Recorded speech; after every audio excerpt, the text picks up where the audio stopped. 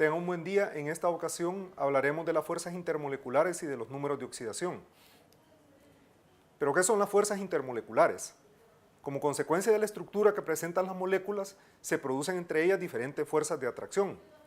En el caso de las fuerzas intermoleculares, hay que estar bien claro que son atracciones entre moléculas, por eso el nombre de intermoleculares. Estas fuerzas son de distinta intensidad y mantienen unidas a las moléculas entre sí. Estas son las responsables de la cohesión molecular y determinan algunas propiedades de las sustancias, tales como el estado de agregación, si es líquida, sólida, gaseosa, etc., el punto de ebullición, entre otras.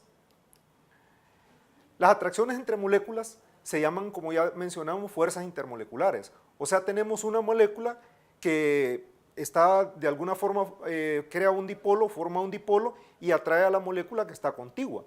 Por eso se dice que tenemos moléculas que atraen a otras moléculas en función de la carga, que puede ser una carga fija o una carga temporal. Las fuerzas responsables de la unión de los átomos dentro de una molécula, ya dijimos que se llamaban fuerzas intermoleculares. Generalmente estas fuerzas intermoleculares son débiles en comparación con otro tipo de fuerza o con otro tipo de enlace. Por ejemplo, una fuerza intermolecular es mucho más débil que un enlace covalente y mucho más débil todavía que un enlace de tipo iónico. Así, por ejemplo, se requieren 41 kilojoules para vaporizar un mol de agua. Recordemos que dijimos que las fuerzas intermoleculares eran las responsables de la cohesión, del estado de agregación molecular. Y en este caso que tenemos agua líquida y lo requerimos vaporizar, requerimos romper esas fuerzas intermoleculares. Y ahí es donde se requieren los 41 kilojoules. Ahora bien, para romper los enlaces de una molécula de agua, los enlaces tipo H, en un mol de agua se requieren 930 kilojoules. Vean que haciendo una comparación, la cantidad de energía que yo requiero para romper este último tipo de enlace, que es intramolecular, porque recordémonos que la molécula de agua es H2O, o sea, tiene enlaces de tipo OH, ahí requiero 930 kilojoules, pero para romper el enlace intramolecular, o sea, el enlace entre una molécula de agua y otra molécula de agua, requiero solo de 41 kilojoules por mol de agua. Hay que recordar el concepto de dipolo. En un dipolo, recordemos que la nube electrónica que se forma en la molécula no es simétrica. Esto es importante tenerlo bien claro, pero ¿por qué no es simétrica? Porque los átomos que están conformando la molécula tienen diferente electronegatividad. Entonces un átomo atrae más a los electrones que el otro. Ahora bien, entre estas fuerzas intermoleculares podemos mencionar una de las más importantes, que es la fuerza ion-dipolo. Como su nombre lo indica, para que exista una fuerza ion-dipolo deben estar presentes un ion, así como una molécula de tipo polar. Las moléculas polares ya sabemos que son dipolos, porque por eso se les llama polares, porque tienen un polo que está cargado positivamente y un polo que está cargado negativamente. Esto es muy similar a como que tuviésemos un imán, que tiene un lado positivo y un lado negativo. Y hay que acordarse que un imán, si ustedes le ponen al lado positivo una carga negativa, la atrae. Cargas contrarias se atraen y cargas similares se repelen. Nótese que en las moléculas polares, que son dipolos, no hay una simetría en la nube electrónica. Esto es importante. Pues ya dijimos que en la lámina anterior que hay una mayor atracción de un átomo hacia otro. La orientación de la molécula hacia los dipolos es, por lo tanto, el extremo positivo de la molécula polar se orienta hacia el anión. Esto es importante porque era lo que acabamos de explicar respecto a las cargas. Lo positivo atrae lo negativo y cuando tengo negativo con negativo se repelen, positivo con positivo se repelen. Esto es que el extremo positivo básicamente atrae entonces al anión, que es negativo, y el extremo negativo, por ende, atrae a la parte de la molécula polar que es, o sea, atrae al catión, que es positivo. Esto podemos observarlo fácilmente en el siguiente dibujo, donde ustedes ven una molécula de tipo polar y un catión y un anión. Si ustedes ven, la parte negativa de la molécula atrae al extremo positivo y viceversa, la parte positiva de la molécula atrae a un elemento de tipo negativo. Esto es por las leyes que ya conocemos de atracción de carga. Negativo y negativo, cargas iguales se repelen, cargas opuestas se atraen. Otro tipo de atracción intermolecular son las interacciones o fuerzas de Van der Waals. Las fuerzas de Van der Waals se conocen también como fuerzas de dispersión. y generalmente se forman entre moléculas que tienen muy baja polaridad. Aquí hay que recordar algo que es bien importante: entre más baja sea la polaridad de la molécula, el enlace que se va a formar con otra molécula similar será mucho más débil. Las fuerzas de atracción se originan como resultado de que en algún momento los electrones que se están moviendo en la molécula tienden a formar dipolos de tipo no permanente. Esto le confiere a la molécula un carácter polar. Entonces, cuando una molécula está junto a otra molécula y se forma un dipolo de carácter no permanente, ocurre una cierta atracción electrostática. Hay que recordar que los lados o las cargas que son iguales se repelen, pero las cargas que son contrarias, o sea, un positivo y un negativo, un dipolo positivo y un dipolo negativo, tienden a atraerse. Este proceso, como habíamos dicho anteriormente, lo forman dipolos de tipo no permanente. Y lo que sucede básicamente es lo que podemos ver en esta figura.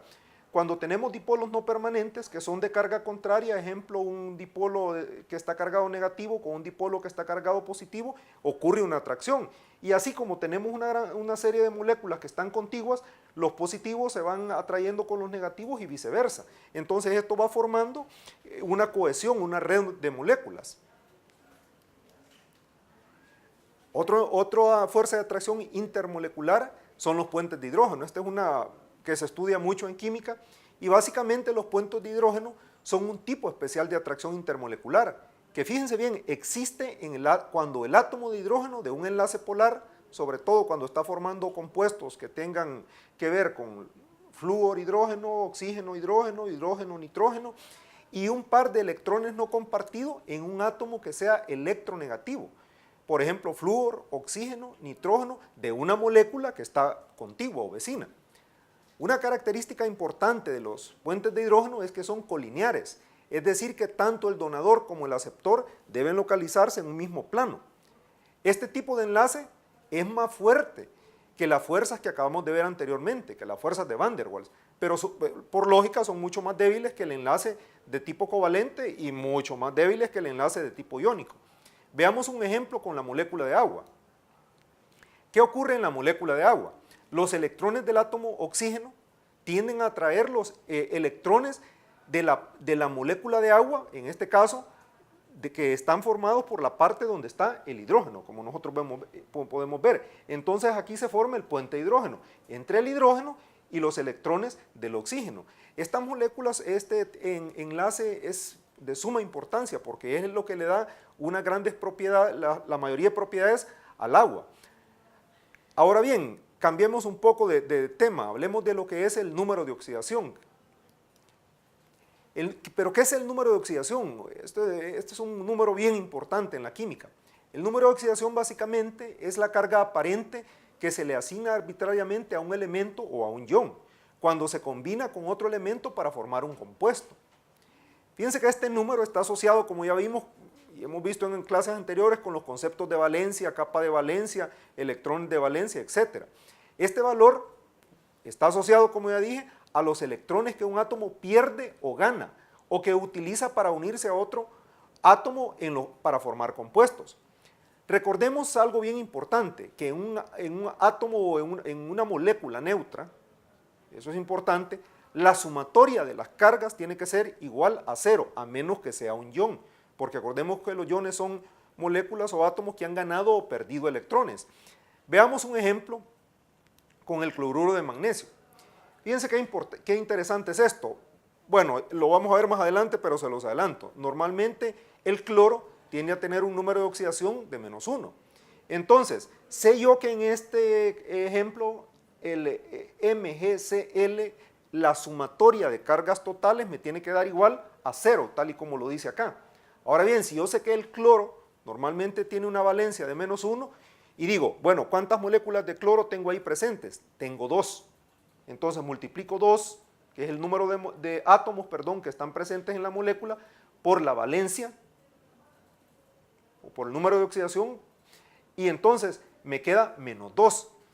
¿Cuánto requiero para que esto me dé 0? Porque esa molécula es una molécula neutra, por lógica requiero un valor de 2, entonces 2 más -2 me da 0, y ahí puedo tener ya los números de oxidación.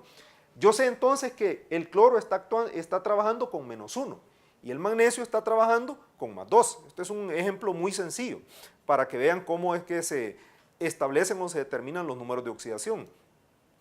Ahora bien, ¿qué es la valencia? La valencia se define como la capacidad de combinación de un elemento con relación a otro. Numéricamente, fíjense que eso es importante.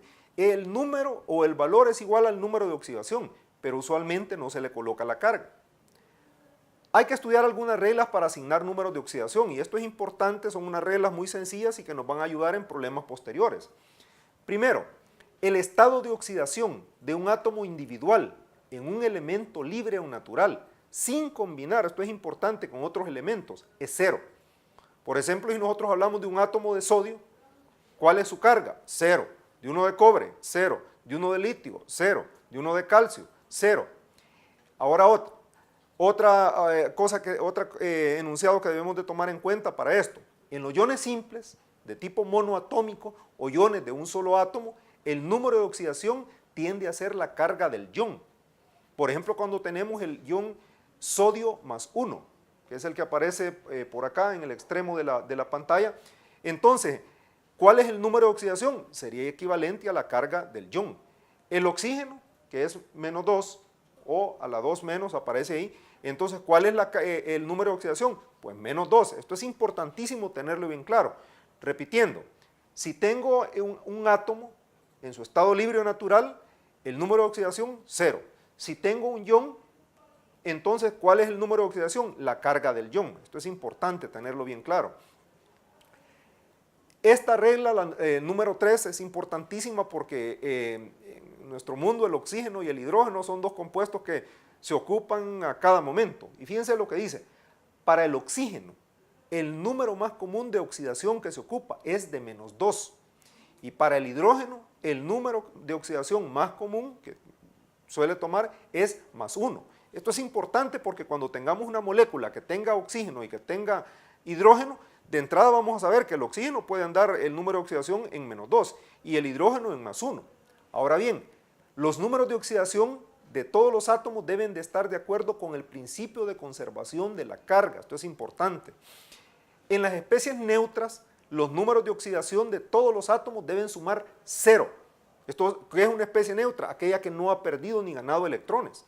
Ejemplo, ustedes tienen una molécula de ácido clorhídrico, por ejemplo, entonces la sumatoria de cargas en el ácido clorhídrico, ¿cuánto tiene que ser? 0. Tienen el ácido sulfúrico, que es el que está a la par, H2SO4, ¿cuál es la sumatoria de cargas? Tiene que ser 0. En los iones, son aquellos átomos que han ganado o perdido electrones que contienen más de un átomo, o sea, iones poliatómicos, la suma de los números de oxidación de todos los átomos debe ser igual a la carga del ion. Esto es importante. ¿Qué quiere decir? Que si yo agarro una molécula que tenga varios átomos y yo comienzo a sumar los números de oxidación, al final, ¿cuál es la carga de este ion? En ese caso será en el -1, porque estaba agarrando este de acá. Entonces, en ese caso, la sumatoria de las cargas individuales me tendrá que dar la carga del ion. Esto es una cuestión muy de lógica. Vamos a ver un ejemplo de cómo establecer el número de oxidación. Como ya les explicaba anteriormente, en base a las reglas que habíamos mencionado, pues esto se vuelve relativamente sencillo cuando la molécula también es una molécula sencilla. Una de las primeras cosas que tenemos que tener bien claro es anotar los números de oxidación, ya sea encima o abajo de los símbolos de elementos correspondientes. Luego multiplicar el número de oxidación de cada elemento por el subíndice, o sea, por la cantidad de átomos que están en la fórmula. Veamos un ejemplo sencillo. El primer ejemplo que vamos a ver es del ácido clorhídrico. El ácido clorhídrico está formado por un átomo de hidrógeno y un cloro. Ahora bien, recordemos lo que habíamos dicho anteriormente. En las moléculas, por lo general, el hidrógeno toma un número de oxidación de +1. Y como esta molécula que estamos viendo, el ácido clorhídrico, no tiene carga, o sea que es una molécula neutra, quiere decir que la sumatoria de cargas tiene que ser 0. Entonces la pregunta obligada aquí es, bueno, ¿y cuál es el número de oxidación del cloro? Bueno, si sé que el hidrógeno tiene +1 y que la suma de los dos me va a dar 0, por lo tanto el cloro tendrá que tener un número de oxidación de -1. Esto es muy sencillo. Ahora compliquemos el ejercicio un poco más. Veamos el cloruro de aluminio que tiene una fórmula Al, o sea que tengo un átomo de aluminio y 3 átomos de cloro, tal y como lo pueden ver en la fórmula de acá, en la parte inferior de la pantalla. Aquí sigamos la regla. Primero colocamos aluminio tengo 1, cloros tengo 3. Ahora bien, en un ejercicio anterior yo les había dado ya alguna pista y les dije, bueno, el cloro normalmente tiene una valencia, un número de oxidación de -1. Entonces coloquemos el -1. Acá, el número de oxidación del cloro. No perdamos de vista. ¿Cuántos átomos de cloro tengo ahí? Tengo 3 átomos de cloro. Ahora bien, esa es una molécula neutra. Por lo tanto, la sumatoria de cargas me tiene que dar 0, tal y como dice aquí. Entonces, esto se me pone fácil, porque sé que tengo 3 átomos de cloro que tienen una valencia de -1, multiplico 3 por -1 y me va a dar ¿cuánto? -3. Por lo tanto, el aluminio, ¿con qué valencia estaba actuando? ¿Con qué valencia se está enlazando? Como solo tengo un átomo, tendría una valencia de 3. Entonces sería 3 por 1 me da 3. Entonces tendría 3 más -3 me da ¿cuánto? 0. Y ahí demuestro que la molécula de cloruro de aluminio tiene una valencia igual a 0. Perdón, una sumatoria de cargas igual a 0. Ahora bien, veamos un ejemplo que es un poco más complicado. Encontremos en la molécula de ácido sulfúrico con qué número de oxidación está trabajando el azufre. Esto es importantísimo. ¿Qué vamos a hacer aquí? Aquí fíjense que hay que recordarnos de los conceptos que habíamos dicho anteriormente. Bueno, primero hay que identificar cuántos átomos de cada elemento hay en ese compuesto que es el ácido sulfúrico. Eso lo hacemos viendo la fórmula. Dice H2, o sea que tenemos 2 hidrógenos. S, un azufre. O4, 4 oxígenos. Ahora bien, coloquémoslo esto en esta fila de acá y entonces veamos algo bien importante. Habíamos dicho que el hidrógeno generalmente en las moléculas actúa o está con un número de oxidación de +1 y el oxígeno con -2. Eso ya nos da una pista increíble porque si ustedes ven al único que no conocemos ninguna pista es al azufre. Entonces, ¿cuántas moléculas de oxígeno tenemos? 4. ¿Cuál es su número de oxidación? -2. ¿Cuánto es el aporte total de carga? 4 por el número de oxidación. Sería 4 por -2. ¿Eso cuánto da? -8. Ahora vámonos al lado del hidrógeno. ¿Cuántos hidrógenos tenemos? 2. ¿Cuál es su número de oxidación? +1. 2 por 1, ¿cuánto da? 2. Eso es el número que aparece aquí. Ahora, lo fácil. ¿Cuánto es la valencia que debe de tener el azufre? Recordémonos de algo. Si el aporte de carga del hidrógeno es 2 y el aporte de carga de los 4 oxígenos es -8, ¿cuánto requiero para que la sumatoria completa se me haga 0? Pues requiero 6, 2 menos 8. Entonces 2 menos 8, ojo, aquí he tomado el valor absoluto, ¿verdad? 2 menos 8 me da -6, pero como les digo, he tomado el valor absoluto y me da 6. Entonces 2 más 6, ¿cuánto da? 8, menos el 8, que es la contribución de las cargas del oxígeno, me da 0. Entonces quiere decir que el azufre en este átomo, en esta molécula, perdón, de H2SO4, tiene una valencia de +6. O sea, eso es importante. Fíjense que esto no es complicado hacerlo. Sí tenemos que recordarnos de algo que habíamos dicho anteriormente, que el hidrógeno generalmente tiene un número de oxidación de +1 y el oxígeno tiene un número de oxidación generalmente de -2. ¿Qué otra cosa tenemos que tener bien en cuenta? ¿Cuántos átomos de hidrógeno, de oxígeno y de azufre hay presentes en la molécula? Ahora bien, algunas reglas para escribir fórmulas basándonos en los números de oxidación. Una de las primeras es, primero se aplica el principio de electrovalencia, o sea que cargas de distintos signos se atraen. Además, en el átomo neutro hay que recordar que la sumatoria de cargas siempre es 0. Ustedes pueden ver algunas moléculas sencillas aquí, por ejemplo la del cloruro de sodio, que es la sal común. Tiene que haber una molécula con carga positiva, un átomo con carga positiva, un ion, y un ion con carga negativa para que haya una atracción de tipo electrostática. Así lo pueden ver en todas las moléculas que aparecen ahí, el ácido clorhídrico, etc. ¿Qué otra cosa es importante tener claro? Primero se coloca el elemento con carga positiva. Eso es importante a la hora de conformar la molécula. Y luego el elemento con carga negativa. Vean el ejemplo del ácido clorhídrico, HCl. ¿Por qué se pone el H primero? Bueno, y no tiene, acabamos de mencionar que la carga del hidrógeno es positiva. Y luego se pone el que tiene carga de tipo negativa. ¿Qué otra cosa es importante? Cuando dos elementos que componen una fórmula tienen la misma valencia, o sea que 1 y menos 1, no hay necesidad de escribir los subíndices. Por ejemplo, estamos hablando del HCl, por ejemplo. No dice HCl sub H sub 1, Cl sub 1. ¿Por qué? Porque tienen la misma valencia. Y así, eso hay que tenerlo bien claro. Ejemplo de ello son estas moléculas que aparecen acá. Y otra regla que es bien importante es que cuando en los elementos binarios, fíjense bien, esta es importantísima y a veces tiende a confundirse, por eso haremos un ejemplo en la próxima diapositiva. Cuando en los compuestos binarios la valencia de los elementos es diferente, o sea que uno tiene 3, otro tiene 2, el número que representa la valencia de uno de los elementos de la fórmula se coloca en la parte inferior, pero del otro elemento, y viceversa. Esto se le llama la regla de la cruz, o sea, se hace de forma cruzada. Veamos un ejemplo de lo que estamos hablando en este párrafo. Para explicar lo dicho en la lámina anterior, vamos a trabajar sobre la molécula de óxido de aluminio.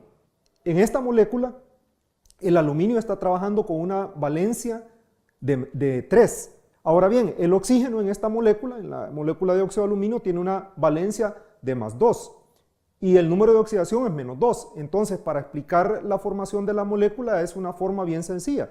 Tomamos el valor absoluto del aluminio, que en este caso es 3, y tomamos la valencia del oxígeno, que en este caso es 2, y simplemente intercambiamos los números. Como ustedes pueden ver, la valencia del oxígeno pasa a ser el subíndice del aluminio, y la valencia del aluminio pasa a ser el subíndice del oxígeno. Y de esta manera formamos la molécula de Al2O3. Gracias por su atención y nos vemos en la próxima clase.